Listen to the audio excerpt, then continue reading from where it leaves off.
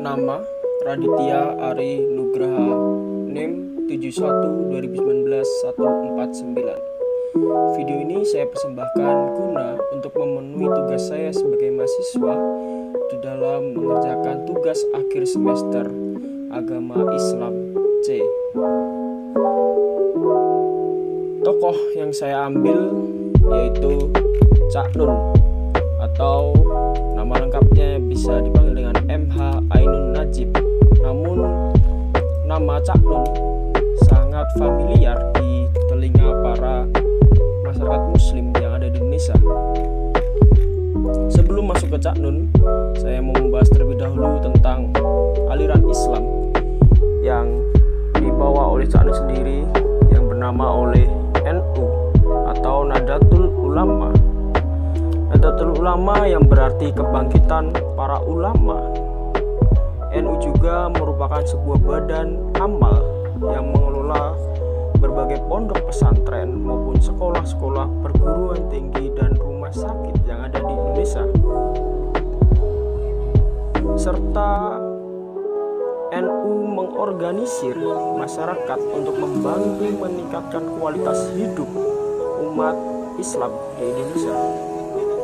NU sendiri didirikan pada 31 Januari 1926, tepatnya berada di kota Surabaya, oleh seorang ulama dan para pedagang pada saat itu yang membela praktik Islam tradisional yang masih sesuai dengan akidah Asy'ariyah dan fikih mazhab Syafi'i, dan kepentingan ekonomi para anggotanya.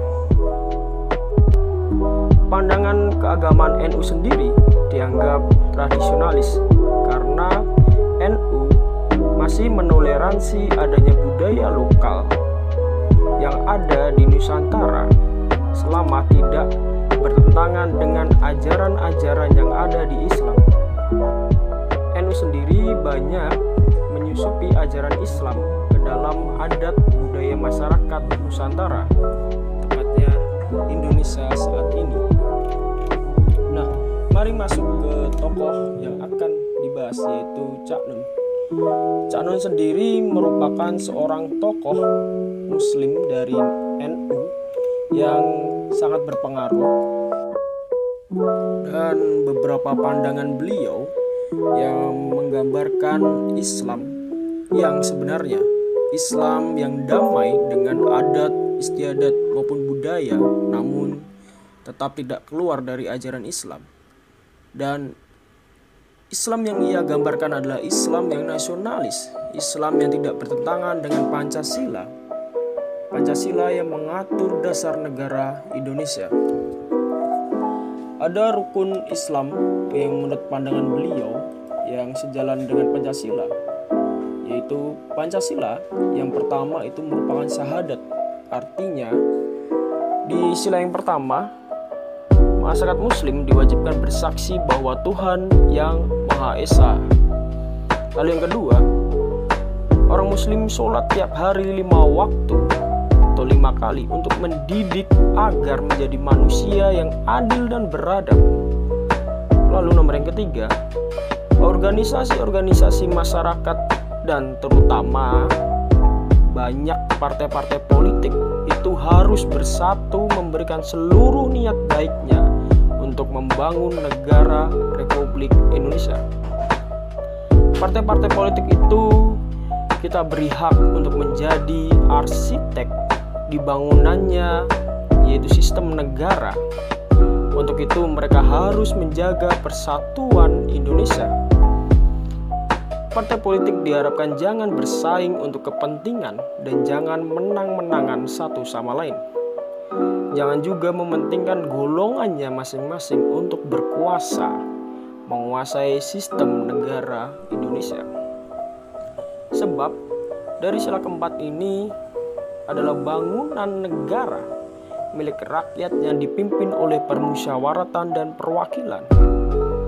Kalau 4 sila itu tidak terpenuhi semuanya, mana mungkin bangsa kita bisa mencapai cita-cita, yaitu keadilan sosial bagi seluruh rakyat Indonesia. Menurut MH Ainun Najib atau yang bisa kita sering sebut sebagai Cak,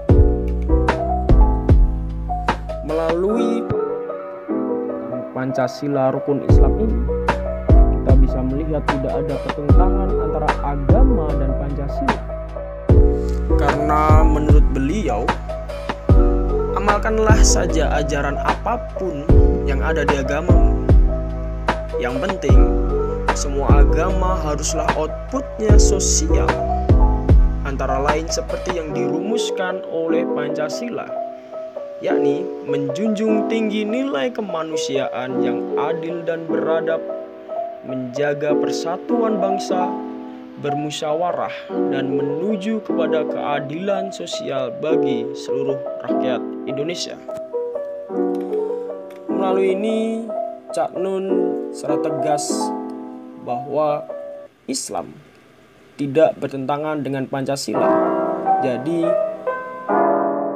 asumsikan bahwa konflik khususnya di Indonesia yang terjadi karena setiap orang yang memaksa orang lain memilih kebenaran yang dia yakini. Maka dari itu, Cak Nun bersikap bahwa tidak ada kebenaran mutlak. Yang ada adalah kedaulatan masing-masing untuk memilih mana yang benar. Islam, khususnya dalam NU atau Nahdlatul Ulama, tidak pernah menuntut untuk meminta hak lebih, terutama di negara atau di sistem negara Indonesia. Karena NU sendiri mempercayai bahwa hak setiap makhluk atau setiap manusia yang berketuhanan yang Maha Esa memiliki hak yang sama di dalam Pancasila. Maka dari itu, Islam yang dihadirkan oleh Cak Nun adalah Islam yang membawa damai, Islam yang bermusyawarah, Islam yang tidak langsung menghakimi, Islam yang mau mendengarkan hak-hak masyarakat yang tertindas, mulai dari kaum minoritas maupun kaum mayoritas.